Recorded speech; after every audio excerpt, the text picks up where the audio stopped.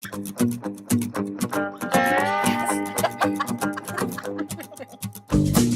Okay, so back to this. Why and how he does it. Welcome, Henry. Welcome to Polk Salad. Today we're going to be having a bounty of conversation about our local libraries here in our community. You know, when I was first asked to do this show, I made a list of things that I really wanted to talk about that I felt were important, and the libraries were right at the top of the list. So I'm very excited for this show today to have three of our librarians, one from Monmouth, one from Independence, and then one representing the Hammersley Library right here on Western's campus. I'm very excited for you to hear about what they're doing in our community, how they're doing it, the time they put in, what's available and accessible to you as a community member. So stay tuned, and we'll be right back with our first guest. Hello, welcome back to Polk Salad. As promised, we have Robin Puccetti here, who's the head librarian for Independence Public Library, and we're so happy to have her. She's a busy woman, got a lot of balls in the air, keeping things going. So we'll have a brief chat with her, and then we'll take a short break. Thank you so much for being here. Thank you, Terry. So I know now that you have been a librarian in Independence for 29 years. Almost. Almost. What's the anniversary date? March 17th. St. Patrick's Day. Started on St. Patrick's Day. So 29 years, and you came from California. From Northern California, yes. And so where was the library in Independence when you got here? It was at the old Independence Library at 311 Monmouth Street. That white building? building? The little white building that was actually built as a library. People always think it was a house, but it wasn't. Yeah? It was built as a library in 1929. Uh-huh. And were there employees, or were you the only one? There was one employee. We had a total FT of like 1.4 at that point. So you had one and a little bit of an employee. We now check out as much in a couple of months as we did in an entire year. Really? At that time, yes. Really? And so then you must have been instrumental in getting this fabulous new library that's there now. I worked with a wide variety of folks from throughout the community. Because you have a really strong Friends of the Library, don't you? We have a wonderful Friends of the Library. Yeah, They are very active. In fact, they have a meeting this evening. And keep a lot of things going. They do. We could not do all of the things that we do without their support. They provide much of the funding for things like our summer reading program and our children's programs. So you have a lot of children's programs mainly, would you say, out of all the programs you do? We have more children's programs than anything else. We try to do something for all ages. Mm-hmm. I have a number of family things. You do have a number of family things at the library? Yes. I know for me, I always, my grandkids always get excited about the Christmas events, the Santa train. And, Yes. And you guys do that at the library or a part of that? We did that at the library. It outgrew us. Right. This year they moved to the parking lot at the cinema because they had over 1,100 children. 1,100 and children. so they outgrew the library. And each of those kids gets a present, is that right? Yes, they do. And comes from the library, or? No, that's actually done through the Elks and also through the Holiday Project. They've helped with that. Isn't that wonderful? It seems to me like you've been very successful in garnering support and creating this sort of community sense around the library in town. Like it's the place where things happen. We try to be very involved in the community. Yeah. It's an important piece of what we do and sort of who we are as an institution. Mm-hmm. And so you're involved with the Y and the Elks and the IDA and just countless Friends of the Library, the City of Independence, all kinds of things. We are involved with many of the organizations in the community. Do you have a favorite event? Well, Dr. Seuss Night is coming up on March 2nd. March the 2nd. Which is actually Dr. Seuss's birthday. Right. So that is a fun family event with something for everyone. So everybody comes to the library, and what happens? They get read to? We read, we play games, we watch movies, we have a birthday cake. Wow. So there's always something. That is because that's like across the nation. Yes, it's part of the Read Across America. Right. Libraries, schools, everybody's celebrating Dr. Seuss's birthday. So March 17th is going to be your anniversary there. Yes. Do you celebrate that? We certainly do.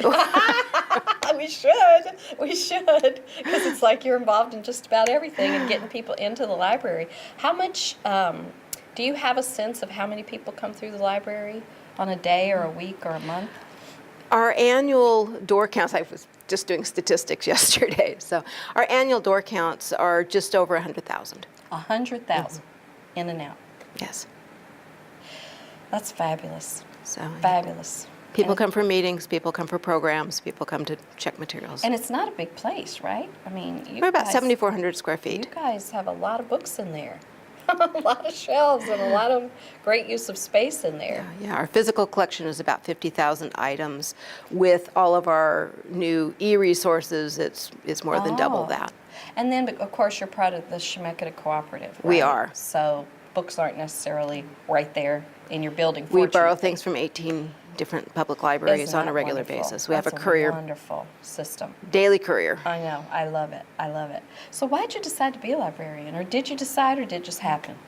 I think I knew I was going to be a librarian by the time I was about 12. I was an Really? avid reader, grew up using a bookmobile in a very small community, and the staff on that bookmobile, they catered to our specific needs and wants, and it made a lasting impression. Oh, that is so inspiring to me when people can make that kind of impression on a child that affected you, which affects our whole community now. Yeah. Years later, I was lucky enough to work with that bookmobile driver. Really? And when I actually went to work for that library system. Is so. that right? And so did you graduated from high school and worked at the library, and you've just been part of the library ever since in some way or another? I started working in a library on my 16th birthday. That was as young as they would hire me. And I worked for the Mendocino County Library in California for about 7 years, and then through college, stopped, went to library school, And then went here on you from are. there. And so do you have, I know my daughter at one time volunteered, probably when she was 11 or 12. Do you have any sort of volunteer programs in the library? We have a huge volunteer program. We had last year about 85 to 88 active volunteers who donated 3,300 hours. Oh, wow. And they come in all ages. Do they and really? We won't let them volunteer until they turn 11. We have an active waiting list of kids who are waiting to turn 11. That just does my heart good to hear And that. they're wonderful. We have some awesome youth volunteers. And then until this last year, our oldest volunteer was 90. And unfortunately, we lost her this year. But My goodness. And then you guys have a Scrabble game there, don't you, Nate? we do. Is it once a week? It is once a month on the Once a first month. Wednesday of each month. Betty comes together with a group of people, and And they everyone just plays sit and play Scrabble. And it's pretty well attended, It's I hear. very well attended and continues to grow. And no age limit. Anybody can come and Anybody play. can come The and- first Wednesday of the month First Wednesday of the month at 1 o'clock. at 1 o'clock. Any other thing you think people should know about that goes on in the library, like Scrabble and volunteering and Dr. Seuss and Christmas and the summer reading Summer reading program? is coming shortly. This year's theme will be a superhero theme. Oh, perfect. And so it should be a lot of fun. We're already working on the scheduling for that. And does that go like right when school ends till school starts? We typically start right as school ends and go through the end of July. Because so many people go on vacation Right. during August, attendance drops. So we'll run the reading games, but the actual programming will stop for most of August. Well, it's a wonderful service that you do. It's a lot of fun. I can say that It's- from, being a mom and having my kids be avid readers, and they loved going to the library in the summers and having things to work for and shoot for and keep their minds busy. Well, we live in a great community, and it's been a privilege to see a lot of the children grow up. I was at a meeting last week where someone came in from Portland and looked over and said, "Oh, I think you made me my first library card." Oh, wow. And so, I mean, it's things like that wow. make the days Yeah, very pleasant. yeah. That's fabulous. Well, I don't want to ask about retirement because I don't want to know. Don't even go there. Not yet. Good, good. I always, said it's time to move on when things stay static for a year or two. Oh, and mercy, that hadn't happened, has it it? has not happened, and Far I from it, don't see right? that anytime soon. Well, good. Thank you very much for being Okay. here today. I know you got Thank a you. really busy schedule, meetings going on even as we speak, so. Heading I- right back to one. See, I appreciate that. So. And thank you very much for being with us. Stay right there because we're going to be right back with another great librarian.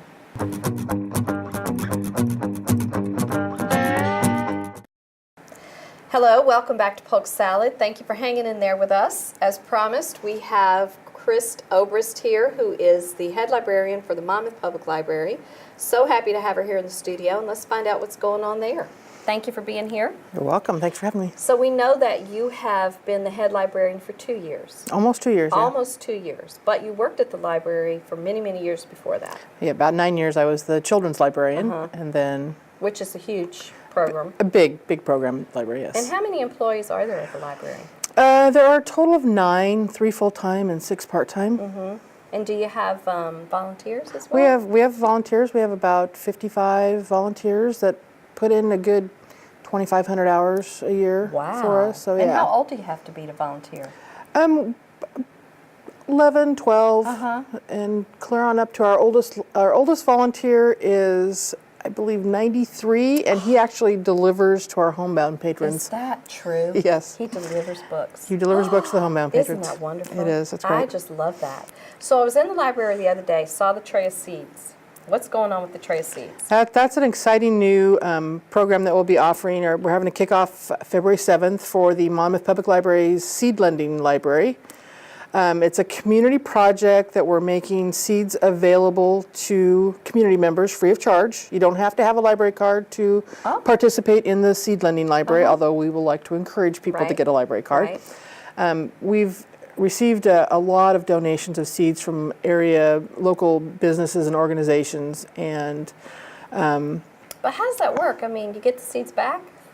I mean, well, I'm not a gardener, so I'm going, is there something I don't and know? actually one of our goals that we're going to work towards is actually seed saving. Oh. And that's how I think I could be wrong, but heirloom seeds, because they from year to year they go. So that'll be part of the component of it eventually, and it will change and as we get into it and see what works best for our community. But basically, we have vegetable and flower seeds.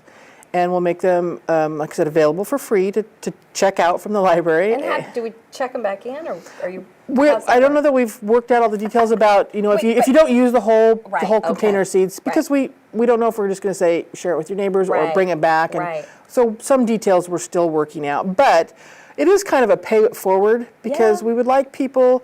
Part of it is that we will provide the seeds, but we'll also provide classes and education on what to do. So basically, for a community member who may have thought it sounds interesting, but I don't have the resources or the money, we want to show people that they can, for very inexpensively, they can grow their own food. And so we'll provide seeds and some education components, and then at the end, when you harvest your vegetables, we'll have classes about what to do with that. And we'll encourage people to share with their neighbors, their friends, their families, and also local food banks will accept. That's very exciting. So yeah, the local food bank accepts vegetables. They from the do. garden. They do. So did y'all make that up? I mean, No. I wish we could take credit for that. No, it's a movement that's kind of gaining some traction around the country. There are some seed lending libraries that have been in existence for a while. There are a few in Oregon. And then I keep hearing chatter about people talking about this. So it's starting to pick up a little traction, and it probably plays in part with the cost of food these days and resources and just the economy in general. But it's something that really you can do fairly easily and inexpensively, and we actually have little seedlings. Have you seen? We're actually doing starts in the library. I think I have. So if we can grow these plants in the library, we're going to teach you how to do it at home. Oh, that's wonderful, because I'm sort of involved with the senior center very peripherally, but I hear a lot of that. It's people want to eat nutritiously, and they want fresh stuff, and it's kind of expensive for whatever reason. So, but we want to show you that you really can do it inexpensively, and you can learn. So it's an education component. It's a community component. Like I said, we're going to have classes, and we'll have giveaways, and we'll have our big kickoff that'll tell people more about how the program works, and we don't have we just want people to learn. It's part of the library's lifelong learning, and this is just another program that we can provide to the community. So. And so what's your favorite program? Because there's so many. There's so many. I mean, I go in there and there's all these pamphlets for this book club and that book of the month. I mean, just so many things going on. I just like the programs in general. I really like doing programming, and that's when I became the director. I was like, that was a component I felt was missing, was we weren't reaching out to adults, and that's a big part of our community too. Yes, So it is. we've had some programs. We're having some upcoming programs. We've partnered with Western Oregon's International Cultural Service Program to bring us a culture series. Oh, really? Yeah, and we had a wine and poetry tasting night last year. That was a lot of fun, and we have our summer reading program. We aim for all ages now. It's not just towards the kids; it's all ages because we want families and we want families involved and adults involved, and so we basically like to from birth to 90 plus. Right? Isn't that amazing? I love that. I often try to imagine what communities would be like without a library. It would not. They're often referred to as the heart of the community, and I think that's really true because we're there for everyone in the community, regardless of who you are, or where you come from, or. So what inspired you to be a librarian? Did you know you were going to be a librarian? I'm an accidental librarian, I believe. Tell me about Yes, actually, a couple years ago, I was getting ready to move, and I found a little certificate from. Apparently, I was a library aide in 4th grade. Which you didn't recall. Yeah, so foreshadowing of things to come. So I got out of college. I had intentions of. I was going to be an athletic director in a small college, and I played soccer in college and had a kind of devastating injury. Oh, wow. And it kind of turned my world upside down, and so. Yeah, injuries do that to athletes. Yes, they do. And so I didn't know what to do, and it's mostly been a fact of not knowing what I want to be when I grow up, and I still kind of hold on to that a bit because I don't really want to grow up, but. That's probably helps us in the library world. Yeah. That's why you get all these new and great ideas. But I'm actually really very happy where I am now. So it's, the life's journey kind of brings you. And I've worked in public, academic, corporate, and school libraries. So I have a really well-rounded background when it comes to libraries. I've worked in all different aspects of it. You just ended up doing that wherever you went. You were kind of drawn to that. Yeah, I think I was just somehow I was drawn to it, and so that's how I ended up. It's That's great. one of those Organic, things. Yeah. Did you? Are you from here? From Oregon? I'm from Corvallis originally. Corvallis. Yeah, so not too far from here. Not too far away. Yeah. So you went to school there, and then you ended up getting the job here, and that's what brought you here in Monmouth. Yeah, I was up in Portland for a while, going to graduate school, and then migrated back down here. It always feels good in the library when I go in there. It's very spacious and open, and the quiet and the lively front displays. I mean, the staff seems really wonderful. Oh, we have a great staff. We've very fortunate that we have a great facility and we have a great community that really supports the library. And I think that's really, a lot of that is due to our staff because everybody works really hard at what they do and they give a little extra too. There's a lot of little different hats that everybody wears to make our library the great library it is. Everybody has a role in selecting books for the collection, so it makes it a much more well-rounded collection for everyone. Right. That's true, because everybody's interests are different. It's not necessarily the top 10 or whatever the country thinks we should be having. So what's your favorite part about being the librarian or working in the library? I think it's that sense of community, that you really are a part of the community and help. I think I've always kind of been drawn to service areas, and this is really a service area. We're providing a service. I'm a big proponent of lifelong learning, and the library is instrumental in that because you don't have to be going to a formal education program to learn. Right. You can come to your library and any number of topics, you can pick up a book and learn something. That's a good point. So what is your least favorite? Do you even know? I think part of it is the frustration of having so many ideas and not enough time, not enough hours in the day sometimes to get things done.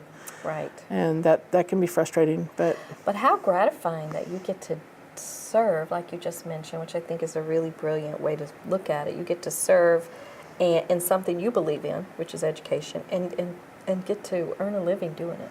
Oh, it's great. When I was a children's librarian, I used to tell people that I get paid for blowing bubbles at work. It's a good gig.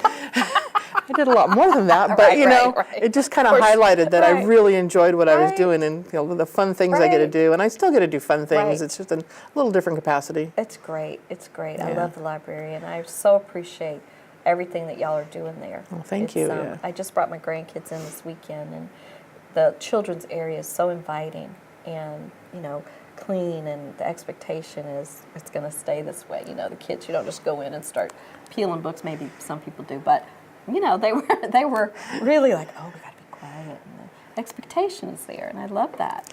Libraries are different than when I was a kid. I remember going to the library near my grandma's, and I got that librarian look and the shush, and it was a much quieter place than it is now. So libraries are very organic, and they grow and change with the times and the needs of the community. Right. And they aren't the silent institutions that they were. No. They're a little more vibrant, so That's that means true. they're a little louder at times. Well, it's a balance, right? Yeah. I mean, you have all kinds of patrons there. Yeah. Like my one grandson, the two of them went straight. One went to the puzzles, one went to the books, and one went straight to the little computer there. And it was like, wow, they all found their little spot. Yep, they know Thank you what they for want. that. You're welcome. That's wonderful. Yeah, it's great. So is that it about the library? I mean, you got a million programs. What is the best way for someone, one of our viewers watching who wants to know what's going on? Is there a newsletter, or is it the website, or We have a website. We have Facebook, and if they aren't, and you can access our Facebook page without being having your own Facebook profile. It's just www.facebook.com/Monmouth Public Library, all Right, one word. okay. And you can see our upcoming programs. Stop by, talk to us, ask us questions. So We love meeting new people you? when they move into the so community. it's not great. a problem to come by and Oh, ask no, questions. no, no, okay. no, not at all. So because I think some of our viewers maybe don't have the internet or don't have computers, so just coming Exactly. by and they can get on a mailing list for what's going on, or Friends of the Library, or You how can does that join work? Friends of the Library. Friends of the Library. It's a dues. It's like $10 a year, I think. I'm not positive. And that all the money that the Friends earn, we have an ongoing book sale that they have, Right. and through their dues, provides the funding for our programs, for our children and our Right. adult programming, so that it comes back to the Right. library. Anyone is welcome to the library. You don't have to have a library card. You can come use our computers. You can use our facilities. We'll encourage you to get a card so Right. that you can really fully use our resources, but anybody's welcome, and stop by and ask questions. And like I said, people move into the community, and oftentimes one of the first places they come is to the library. Isn't that and so we get to hear their stories, and we're kind of a Yes. welcoming face to them, to the community too. That's so wonderful. Yeah. That's good to know. yeah. Okay, that puts another thought in my head. Okay, thank you very much for You're being here. I welcome. know you're Thank you. totally busy and have a million things going on at once, and I really appreciate you being here. Thanks for inviting me. Thank you for being here, and stay tuned. We'll be right back.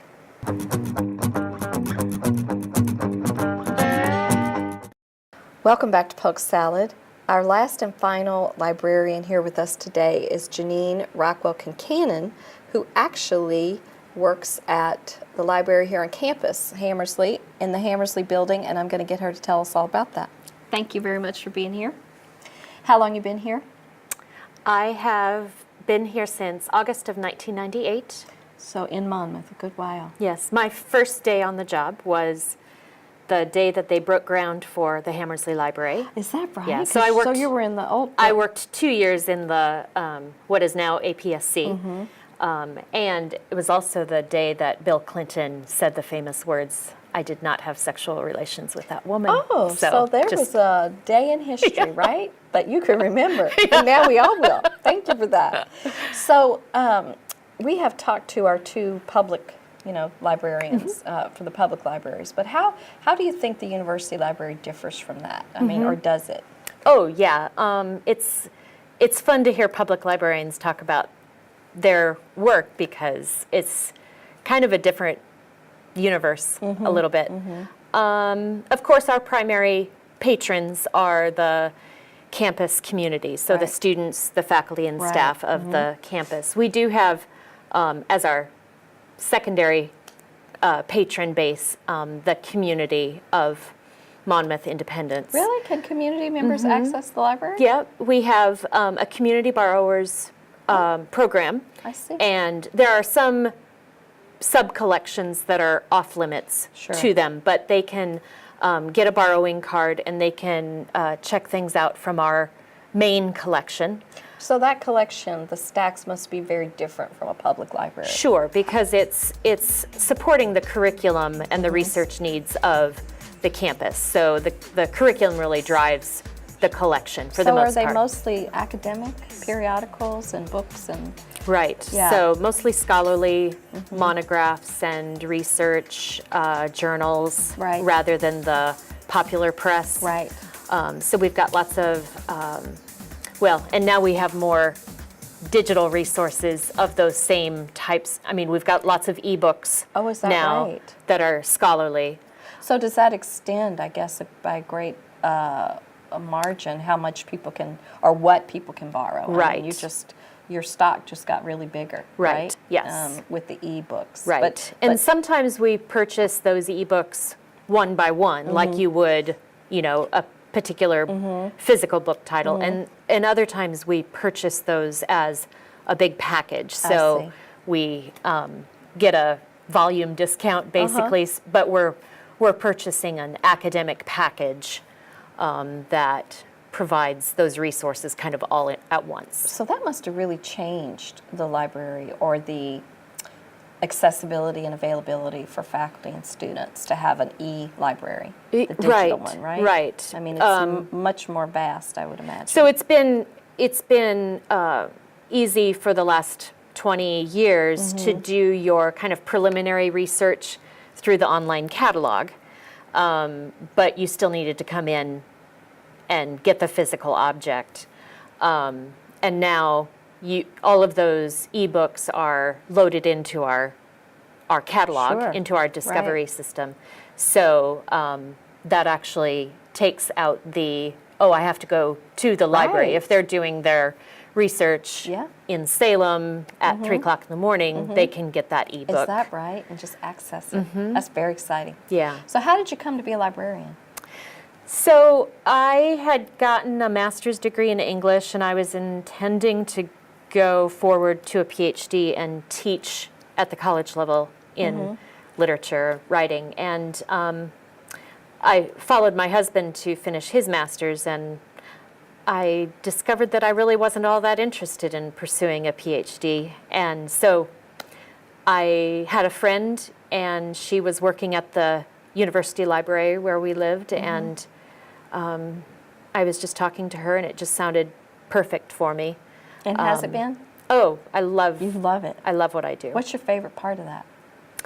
I really love doing the direct assistance with students Who are working on a project. Yeah. So you can pull from all your Yeah, knowledge. I really love, basically it's troubleshooting on an intellectual level, and, seeing what their research needs are and where their knowledge has holes and how to fill those, Right. and introducing them to resources that just are not, they just don't know that they exist, Yeah. They know certain things about a library, and these research databases, for example, that are giving them access to scholarly journal articles are just not on their radar at all. Right. And I really love making that connection between their need, which they have no idea how to fill, Must be very and gratifying. getting them to that. How gratifying is that? Yeah, I really love that. Eye-opening. Something new exists. They had no idea. But besides the stacks, you guys have like archives and all sorts of things there at the library, don't you? Yeah, so we have a university archives, which traces the history of the campus primarily, although it also, of course, encompasses the Monmouth history because they're so tightly related. And then we also have an archives that is related to the personal papers of Governor Robert Straub. Oh. And so it's not his gubernatorial papers, it's his personal papers. Yeah. And then kind of related, it's not archival specifically, but we also have a relatively new program that's called Digital Commons. And that's an effort to present the intellectual and creative output of the university in a digital form, and that makes it readily available for people all over the world to discover. So look at this blank look on my face, okay? So tell me, What are you give me an talking about? example. Sure. So I'll give you 2 examples. Right now, our Digital Commons is mostly student work.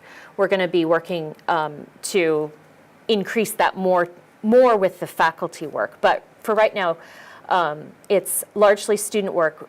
We have an annual academic excellence showcase on campus every May, and we put the proceedings of that event online.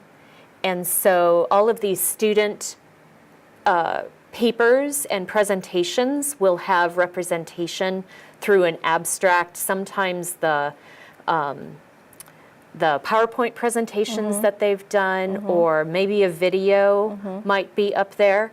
And so we're representing that annual event through the Digital Commons. So what qualifies a student for the Digital Commons? Can anybody? Well, they're actually being entered through the qualification is through the Academic Excellence Showcase. I see. So Okay. their faculty So there's members are already kind a- of right. Their faculty members are sponsoring them Saying through their we really departments. think this is great, and Right. more people should know Right. about So it.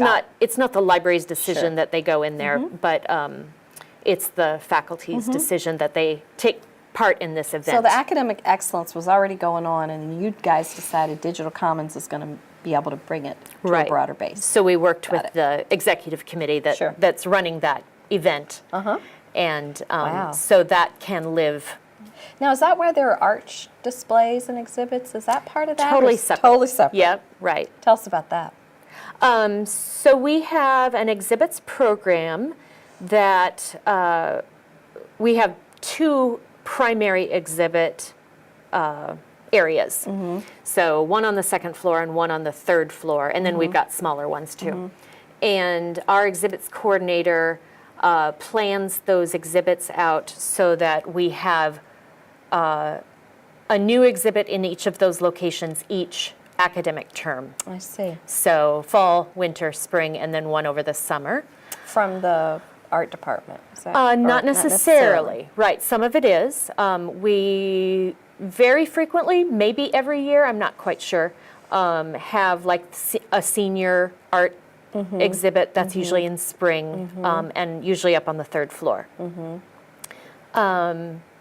Let's see, I'm trying to think. Oh, right now we've got, up on the 3rd floor, we have a World War One commemoration. Oh, my. And that was curated by 2 of our faculty members who have familial connections, grandfathers, and also bringing in some of the poetry of the era. And I'm trying to think, oh, right now on the 2nd floor, we have a Library of Congress traveling exhibit. Oh, my, really? And it's an exhibit of posters related to social protest Interesting. around the world. Interesting.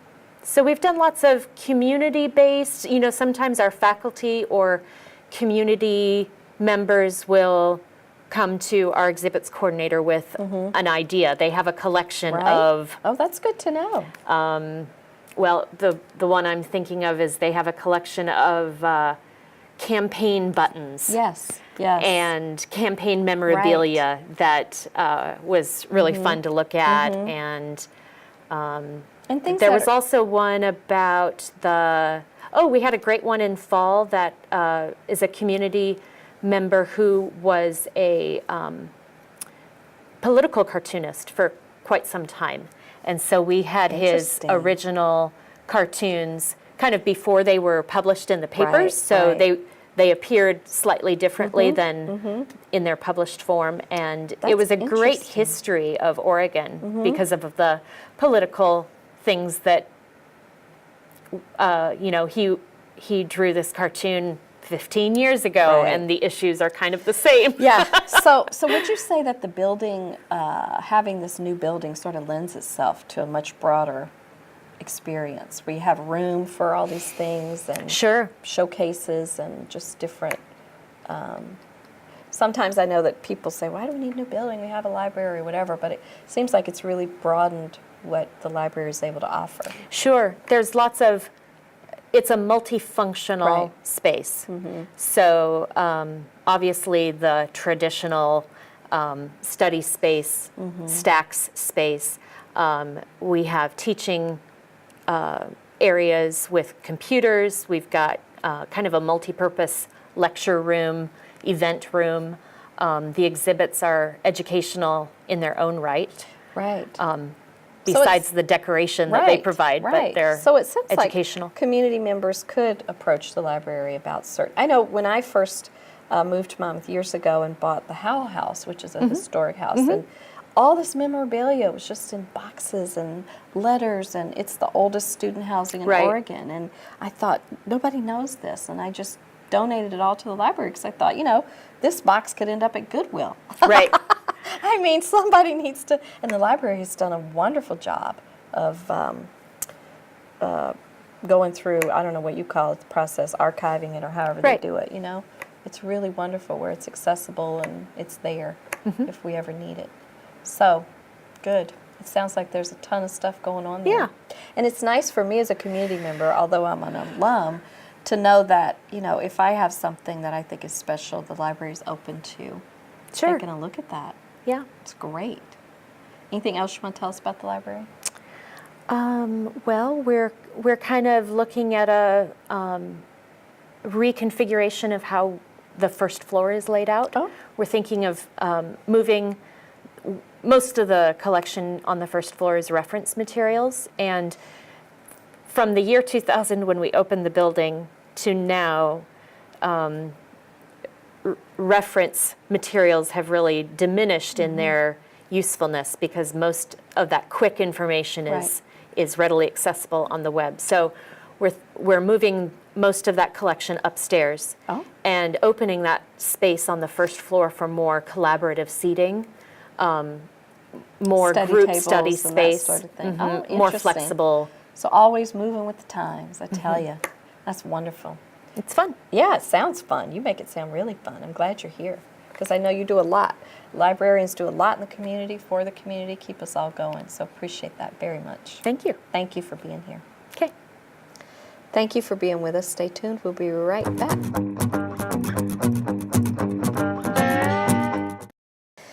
Thanks for staying tuned with us today during Polk Salad and listening to our conversations about libraries in our community. I hope it's inspired you to get out there and use them, find out things you didn't know before. I want to give a shout out to Andrew Carnegie, who did a great deal in the English-speaking world for putting libraries out there by donating lots of money that started the first public libraries, I believe, here in the U.S. So imagine, if you will, what our communities would be like without libraries, and that'll probably create some gratitude and hopefully some inspiration to get out there and get involved if you aren't already.